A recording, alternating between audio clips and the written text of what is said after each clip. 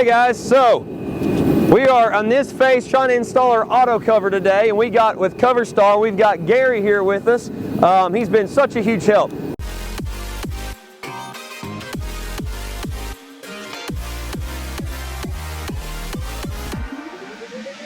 Our Coverstar, well, our auto covers are great because, we got two things that are great with them.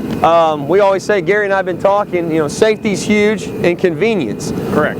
So as far as safety, they're nice because young children, animals, they can run, get on them. It's a huge, it's very nice for that, for protection. You don't have to worry. And plus you can do it year round and use it and have a cover.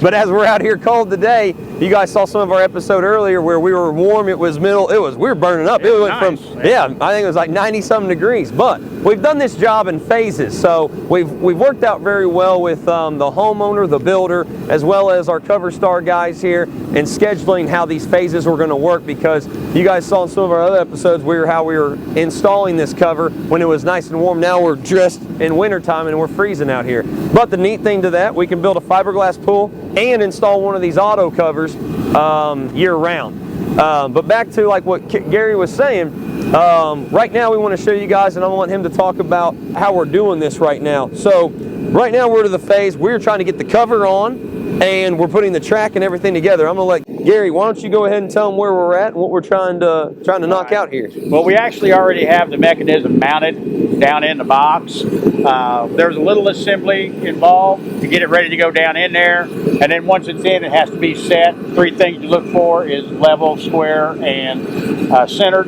We got all that taken care of. It's all locked into place, 100% done, except for wiring.